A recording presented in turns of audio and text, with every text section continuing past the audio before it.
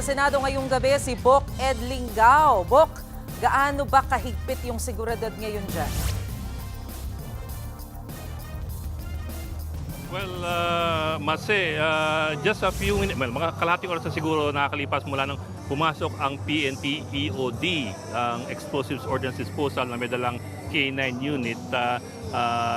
Ganun kahigpit ngayon.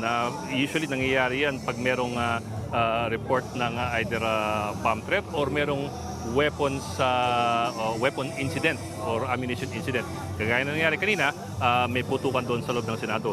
So pumasok ang EOD kasama ang K9 paloob doon sa Senate building. Ngayon kung si Mean, kung ang Senado naka-lockdown, si Mean naka-lock in tayo, naka-lock out dito sa labas ng gate. So kita nyo sa likod ko, ang gate ng Senate compound, may barbed wire po dyan. At all around us, in a U-shape, nandiyan yung mga ilang libong pulis. I suppose mga 2 batalyon siguro to. Basta higit 1 batalyon or several thousand policemen in a U-shape around us. At doon sa bandang kanan, nandun naman yung mga relisa ng mga supporter ni Sara Duterte, dating Pangulong Duterte, at of course, ni Senator Bato de la Rosa. Ngayon, narinig nyo siguro yung malakas na sound system nila. Nagpapatugtog sila ng music. Among other things, ang kanilang panawagan ay wala raw uwian. Magdamagan daw sila rito at palakasan na ng loob at humingi sila ng suporta sa mga pulis, sa mga PNP at mga sundalo. Sabi nila, si Pangulong Duterte, dinoble ang inyong sahod. So, magbigay naman kayo ng konti suporta. As well, sinabi nila na binaboy daw ng administrasyon na Marcos ang Senado at wala raw gantong nangyayari noong panahon ni dating Pangulong Duterte. So you have that situation here kung saan nag-iintayan, nag-aabangan. Yung mga pro-Duterte at pro-Bato group, siguro mga several hundred people lamang yan. Mas marami pa sa ngayon ang bilang ng mga pulis. Pero we don't know kung dadami pa yan mamayang gabi o uunti. Mase. Pero Bok, kanina sabi mo nga may mga pumasok na mga K9 units, check yung security dyan. But how about yung mga sasakyan na lumalabas? I don't know kung yan lang yung pwedeng lagusan dyan kasi hindi rin sigurado si Mean sa loob kung 12 pa rin yung senators na naroroon. Meron bang mga lumalabas din na sasakyan from inside? Baka may mga officials na rin na umalis na from the facility? I get you, Mase. Ganito, Mase, we've had a stream of vehicles coming out of the Senate compound through this main gate. Now, this is the main gate. Whether there's another gate at the back, I'm not really sure. Si Mian will be in a better position to say. Pero what we can tell you is this, yung mga naglalabas ng sasakyan dito sa main gate, alam mo naman kung senador kasi usually pag senador, it's a big SUV or a luxury car with at least 1 or 2 backup units or security group. Yung mga naglalabasan mukhang mga naka-office attire sa loob ng sasakyan na medyo ordinary naman at minsan nakikibideo pa sa amin, binibidyohan kami. So obviously these are people who are, just like us, mukhang mga office workers of the Senate. We have not seen any indication of any of the senators coming out through this gate since we got here around 6 past. So as far as that is concerned, we cannot tell you if any senator or if any member of the Senate passed through this gate and if there is any other way going out. But I also understand this is one compound of the GSIS. Take note. So it's one compound of the GSIS. So malamang sa hindi itong Senate building meron yung lagusan o may tagos yan doon sa GSIS compound at sa GSIS gate doon sa kabila, somewhere over there. Whether that exit is in use and is usable, that we do not know. But I'm pretty confident that it's one interconnected compound. Pero Bok, kamusta yung mga supporters dyan ni na Senator Bato, especially yung kanilang mood? Kasi alam natin na kahapon, mula nung tumambay sila dyan, yung iba sa kanila very emotional, nambabato ng plastic bottles dun sa mga lumalabas na sasakyan. Ngayon, paano natin sila i-describe? Kamusta yung mood nila? Well, mainit pa rin. Mainit pa rin sila at masama ang loob lalo na sa nangyari kanina. In fact, yung the fact na nagkaroon ng pamamaril doon sa Senado kanina was a main topic of their speeches here kanina. Although we have not heard of any of the more prominent Duterte, pro Duterte and pro Bato personalities talk yet, but we also understand that si Congressman Kiko Barzaga is also in the crowd, but we have not yet heard him speak. Now, yun nga there were a lot of references doon sa pamamaril doon sa Senado. Sabi nga nila, never has this happened before, at lalo nung panahon ni Pangulong Duterte. At ngayon lang nangyari daw yan nitong panahon ni Pangulong Bongbong Marcos. So they're trying to make a point na hindi ganun ka-stable o hindi ganun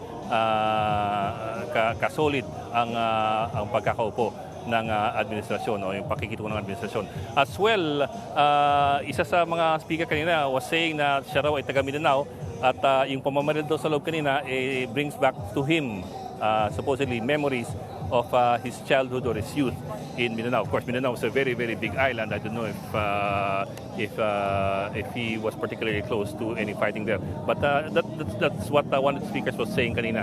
So, may mga hugot yung mga nagsasalta rito kanina, Mase.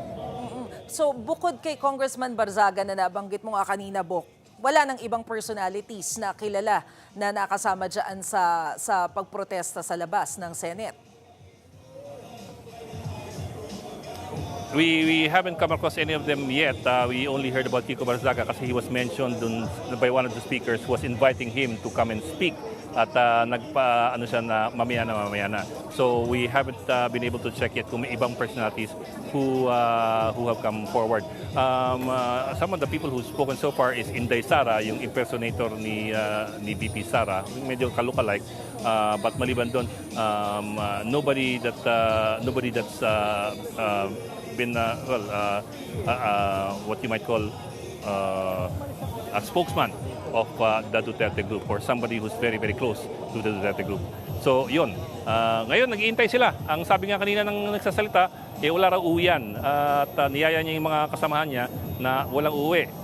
Yung response lang was medyo muted, but we don't know. Of course, it's still early sa gabi. Baka magbago pa yun mamayang gabi.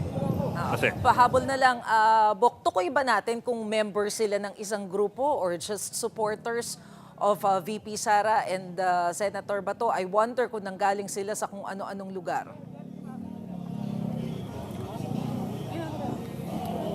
Sorry. I'm afraid I haven't checked that particular angle. So I cannot give you an answer to that.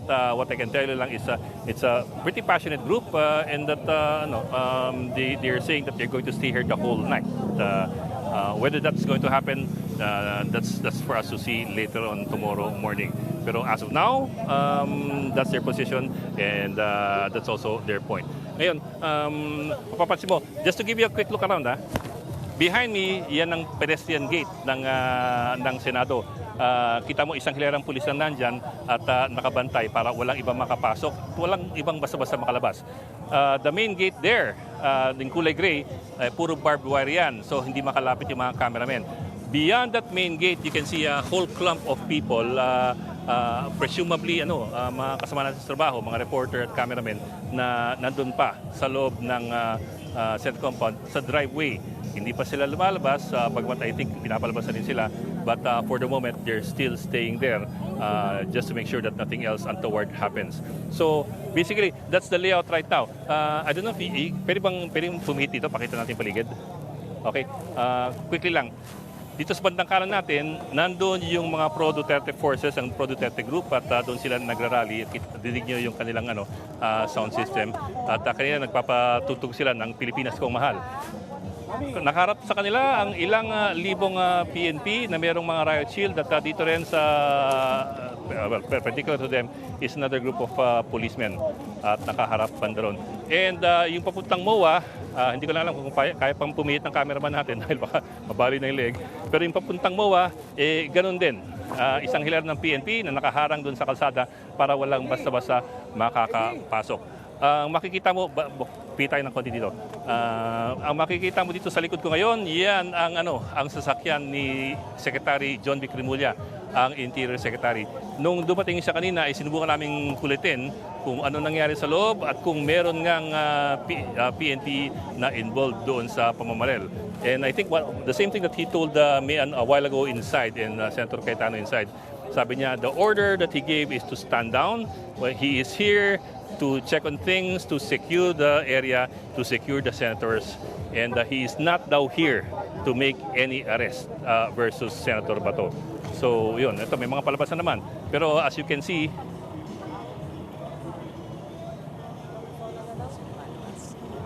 it's not really clear kasi malaking SUV. I can't really tell if it's a senator. Pero may nakasunod na media vehicle, so maybe it is, maybe it's not.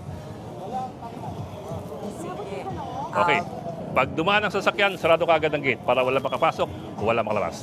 Kasi Okay, maraming salamat sa report na yan. Bok Ed Lingao, live mula sa Senado. mga kapatid, Ed Lingao po, maging maalam at may pakialam sa mga napapanahong balita sa ating bansa. Para sa mas malilimang pagtalakay at paghimay sa mga issue at headlines, mag-follow at mag-subscribe sa social media pages ng News 5.